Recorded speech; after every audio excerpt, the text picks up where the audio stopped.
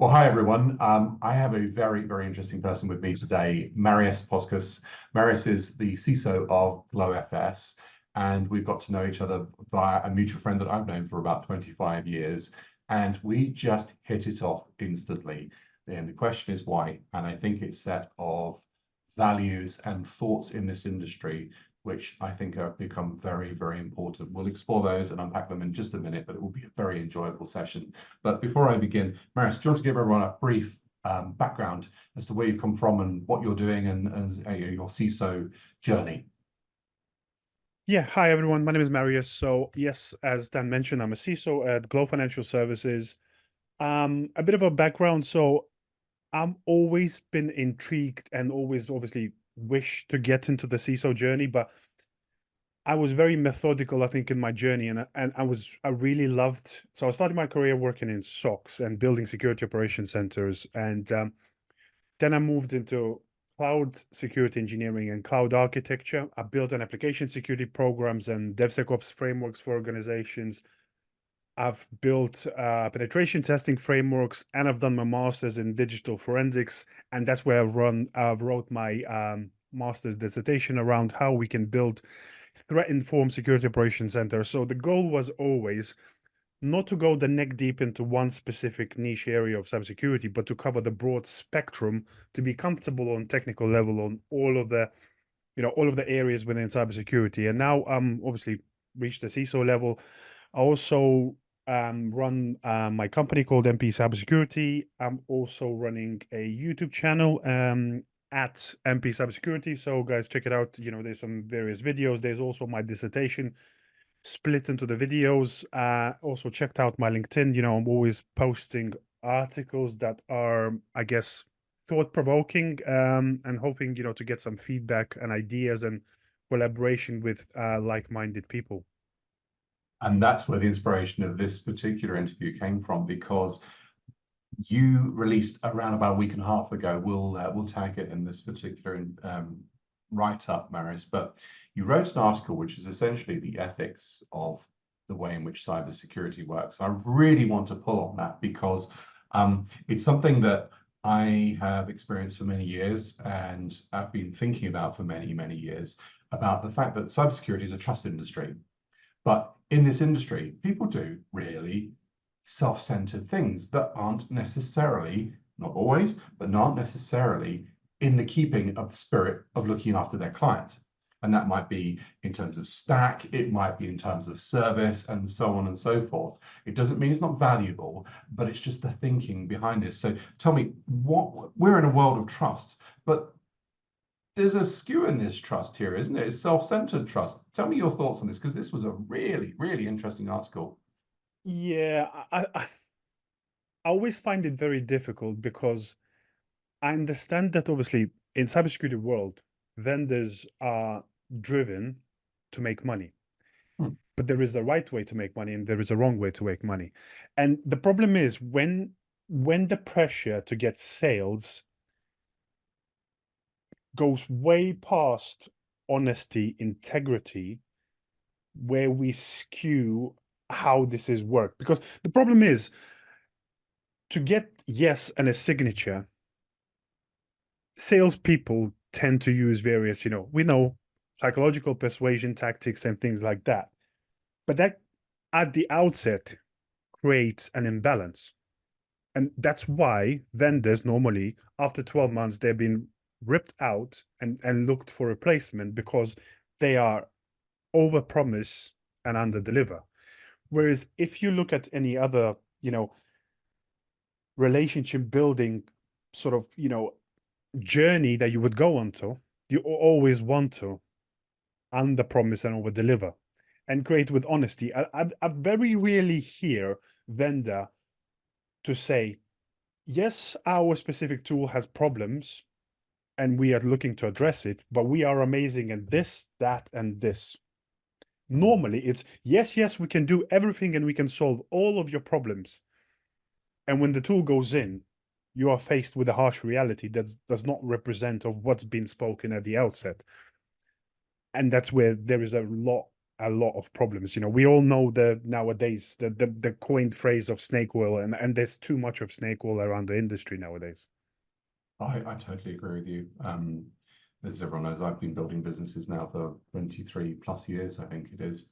And it really has dawned on me, Marius, that your word, your intent, your ethic, and the way in which organizations are designed, it is now becoming actually a real differentiator, because if you have your clients' intent at your heart, then the opportunities to really partner with them and drive cybersecurity standards, and I'm not referring to compliance, I'm referring to quality here, up, is so important. But this has longevity, because of these cycles, disappeared to a greater extent out of our industry, do you think?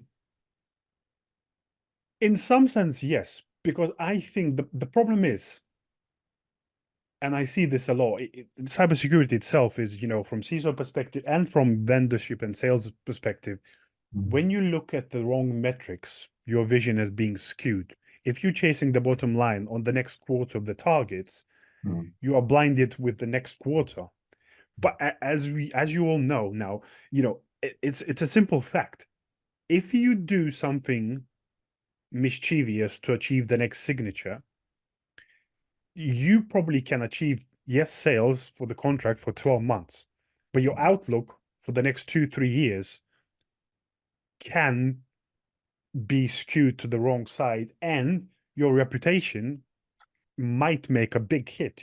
People sometimes forget, and I'm, being on the other side of the CISO world, I have many, many networks where a lot of people are talking. So, one of my other articles, and I think this is very important to address, cybersecurity sales, cold calling, cold emailing are dead.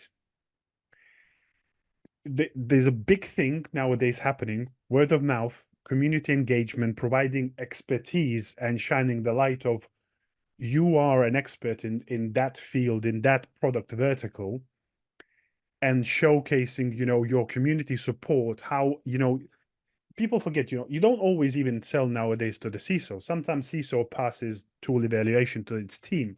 So how you can support the whole team, that's, I think, sometimes are, short-sighted by vendors. You need to think about a longer vision and a longer target, because, and also, if you make a good impression, if you have clients' needs at heart, word of mouth spreads, people love introducing great stuff and sharing great stuff with their peer networks.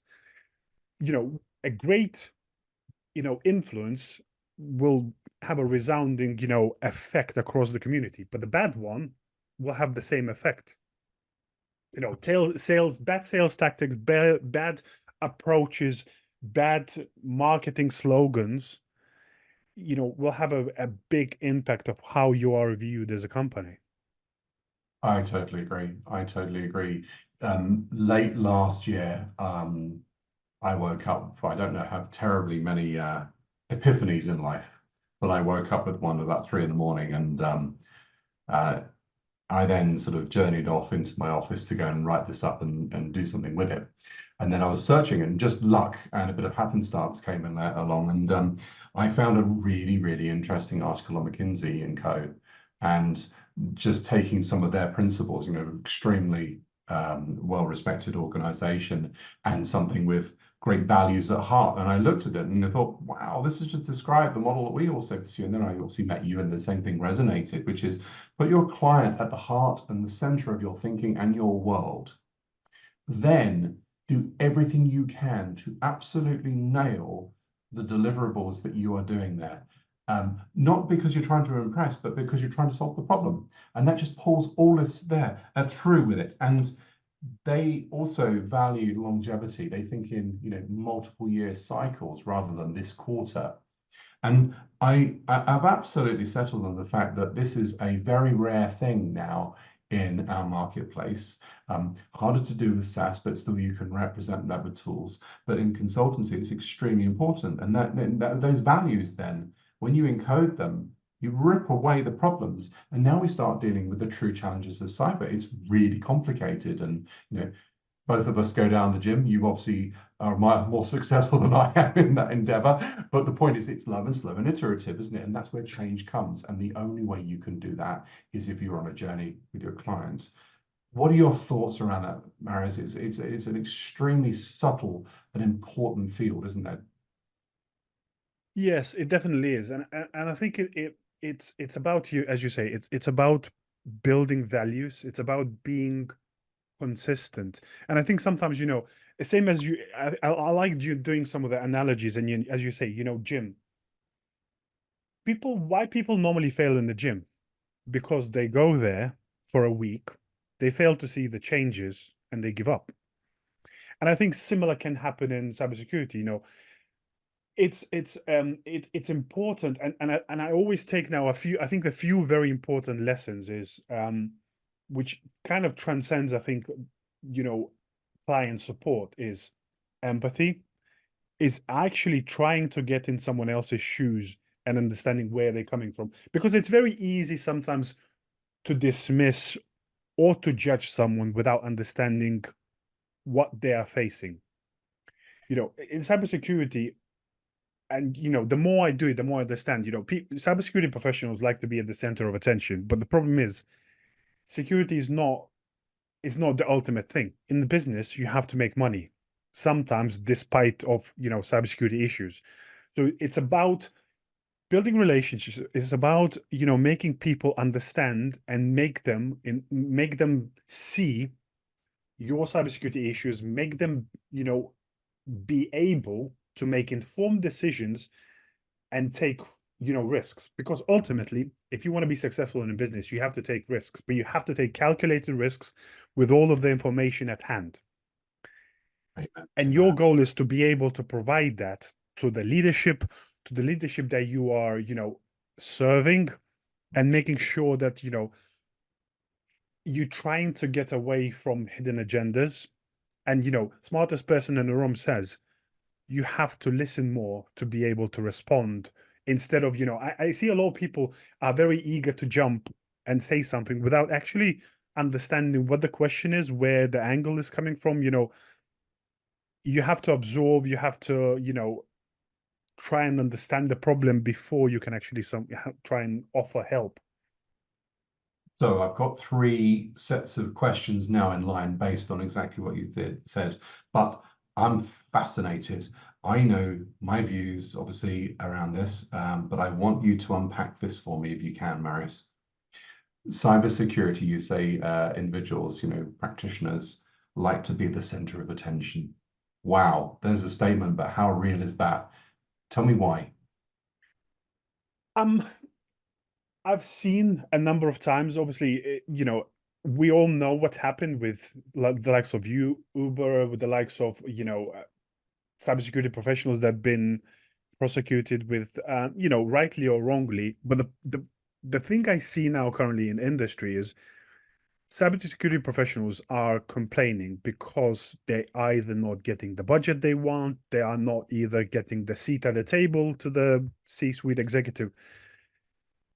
But to me, and I truly believe that, to me, complaining is one thing, but for me, why these things are happening, or why you're not getting the seat at the table, why you're not getting the budget of is not because it's not the audience problem. I always say, if the message is not understood, is the speaker problem. It's not the audience problem.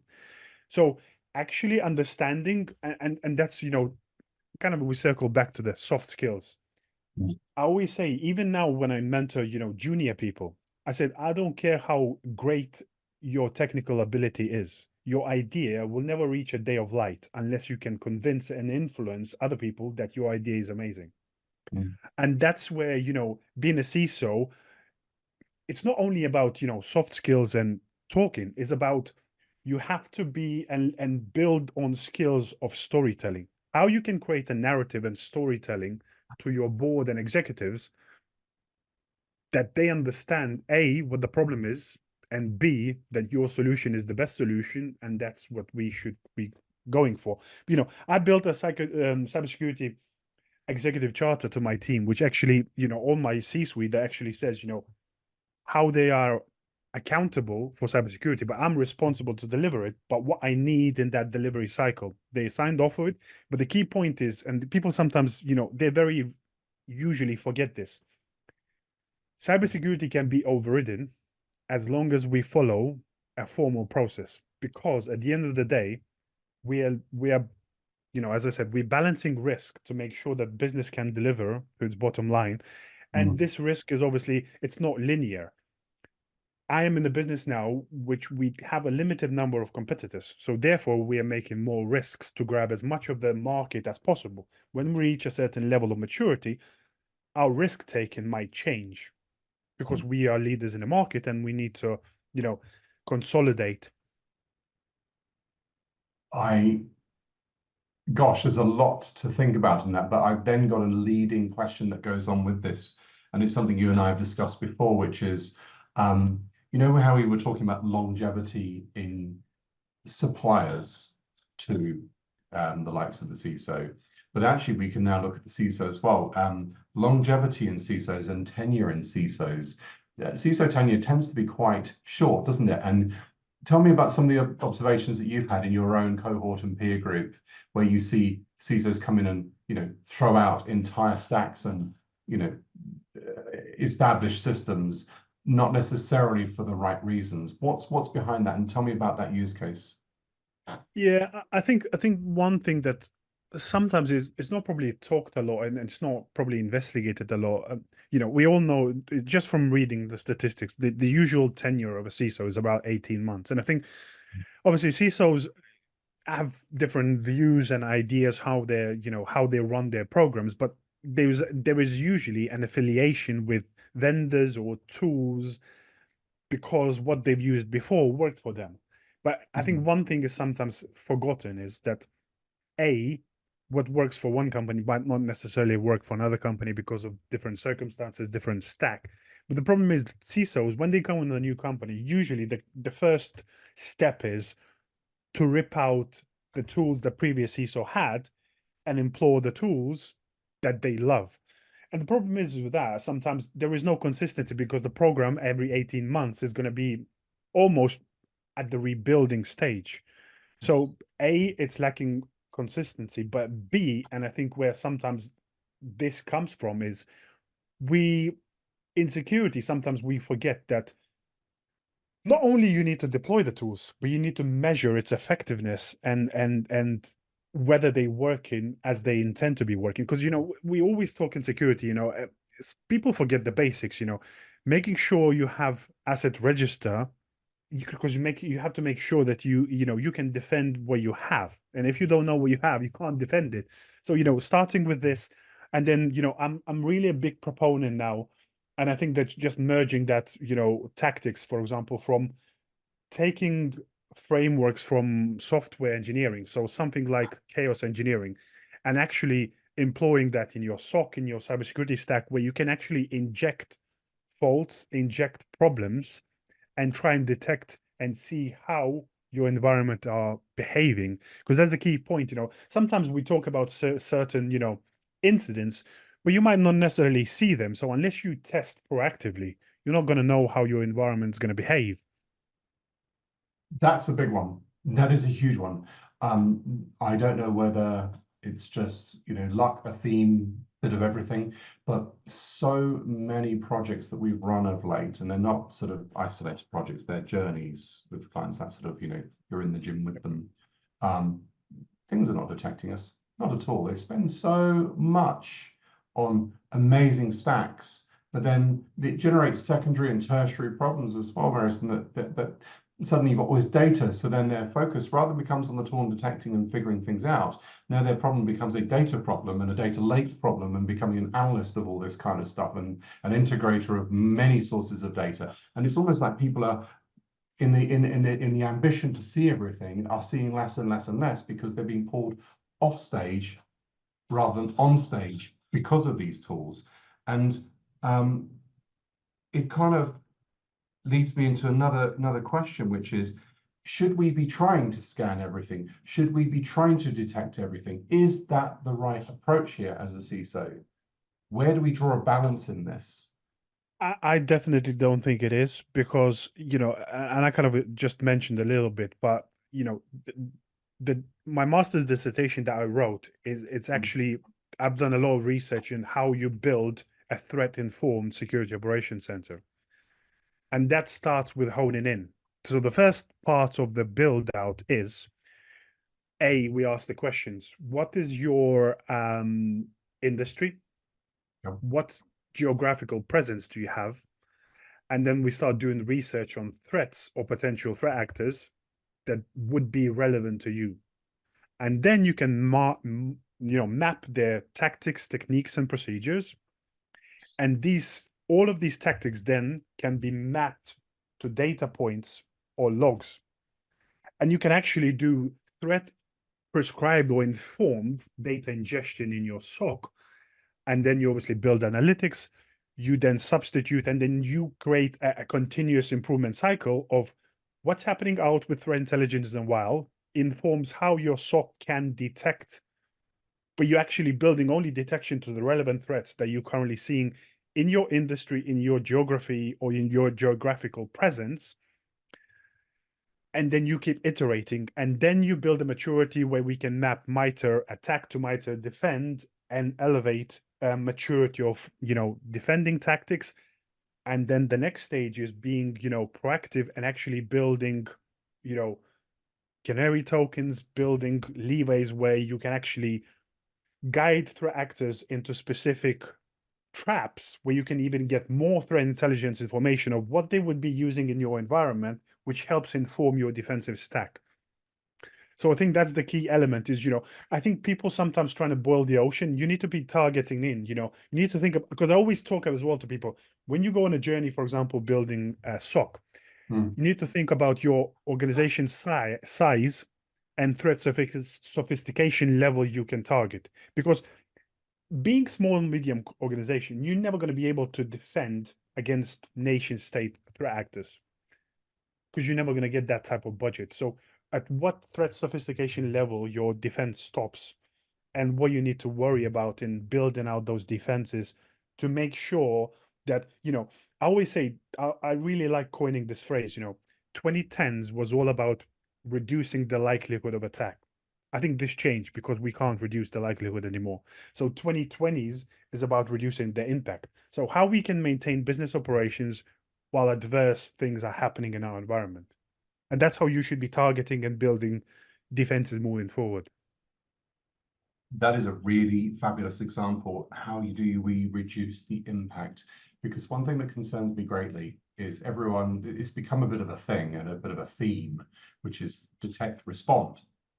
But Yeah. what never gets mentioned in that narrative is if you are detecting and you are responding and there is a compromise, then your PII or your client data may or may not be gone or compromised.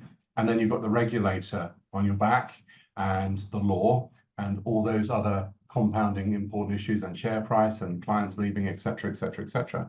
But it's become almost trendy, hasn't it, to detect, respond. We're going to be breached, which is known breach scenario, so detect, respond. It's pretty flawed, isn't it, when you think like that? I had a client the other day that said to me, I don't accept that. We do not want to be breached. End of subject.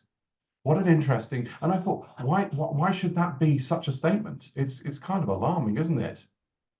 Tell me your thoughts around Yeah, that. I think sometimes people, obviously because of the cybersecurity complexity, people Yes. sometimes are resigned to the fact that, there's too many. I think it's FUD in the industry, which vendors sometimes are creating, saying, Right. there's always that they saying that, it's not about when you're going to be breached. It's not it's not about if you're going to get breached. It's about when. And that fear mongering leads to sometimes, again, to the sales and buying the tools because they saying that it's inevitable you're going to get breached and our tool is going to prevent you from getting breached. Like that's going to be end of all of your problems. So that narrative, Marius, is now being adopted by people's own thinking because they hear so much of it. It then becomes part of, not say all of it, but a degree of your thinking. It becomes the language of the industry because it's been peddled out there. It's very interesting, isn't it? Because I've kind of observed in the last year or two that so many clients have almost been, I had a little theory, have almost been trained by the industry about how to buy this stuff, and don't necessarily think laterally and uniquely and say, well, what is it I'm trying to achieve? And does this match that gap? It's almost the other way around. It becomes such a push, and Yeah, it's good, is it? yeah.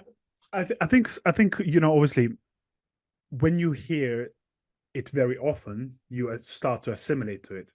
And the one thing I always find problematic, and I think it kind of goes back to the article. I think there's so many organizations I see are if you see the trends over the last few years, the cybersecurity budget spending are increasing, but breaches are increasing at the same time. So one would think, should we need a different tactic because we keep spending more money, but the breaches are keep happening. And that's where my thinking is always, you can't outspend the breaches or problems because people are spending more money to do more firefighting, actually trying to solve more incidents, trying to fix more vulnerabilities without actually understanding why they happen in the first place. And that's the key problem for me in cybersecurity. Sometimes it's too much thought about being it a technical problem.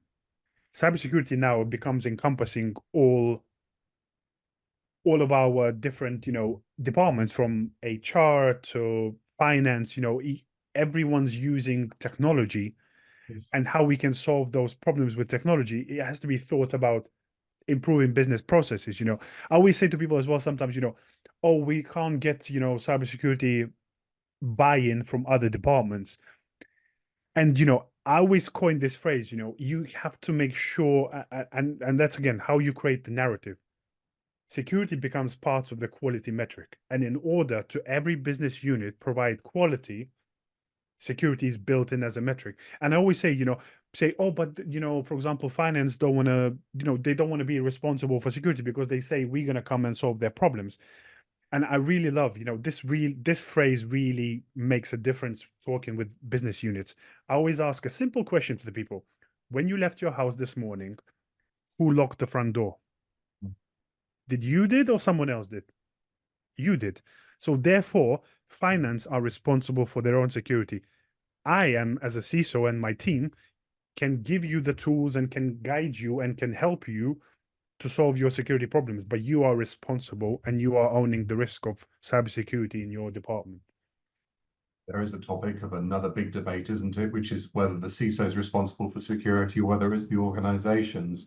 But that's one for another debate. I think we'll do that another time.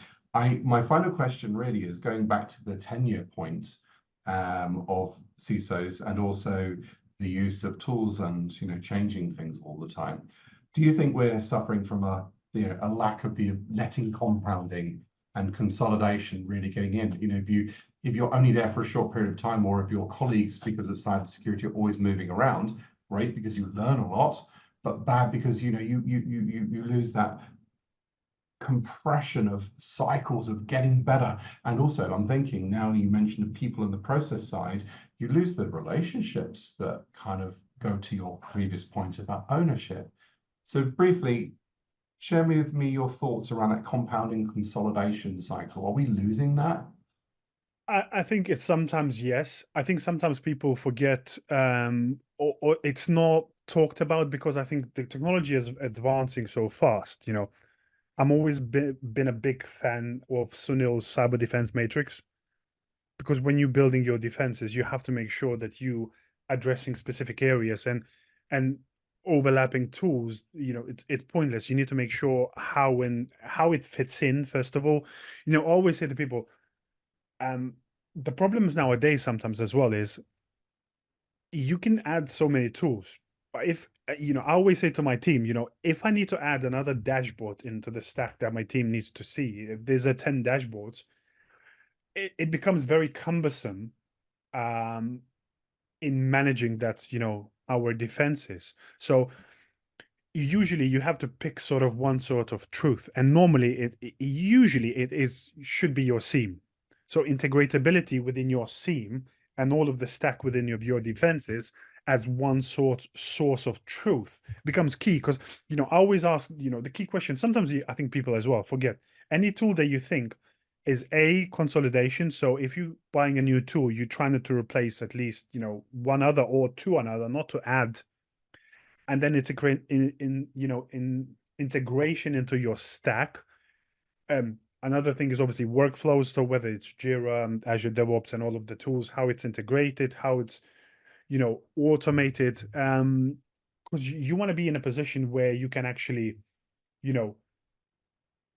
move it to a level where it becomes easy to manage the workflow. It becomes easy to gain visibility, and it becomes easy for your team to get the best out of it. The one thing I think sometimes, which vendors are sometimes forgetting as well, and there's very key point. If your tool, I always say when I'm, for example, interviewing a vendor or I'm trying to find a specific fix for a specific solution, one of the main key questions I'll say is, what's your time to optimal performance? And what does it take to reach that? If they say to me, oh, it takes about 3 months and I need one engineer full time, I can't afford to spend 3 months of my engineer full time configuring this tool to reach optimum value to my company. That's nonsense. And sometimes people forget that's your value as a vendor as well. Having a prescriptive or having even people who can guide and reach optimal levels that the tool operates in my platform. I agree with you. You always know when you've made a really, really great point, you enter page 2 of my pad, not page 1. And that's definitely gone on there. That's a very, very important point. It goes to a principle that I see not used, which is the principle of subtraction, taking things away. And I love this phrase as well, Marius, which is simple is not easy. It really is. It's so much easier to go and acquire things rather than subtract and make things simple. Super points, so very interesting. I can't wait to see the write-up on this particular discussion as well. But I think for the moment, we'll have to leave it there. Marius Poskus, thank you very much, CISO of Globe Financial Services, and such a very, very interesting take on the challenges of CISO. Thank you. Thank you, Dan. It was a pleasure.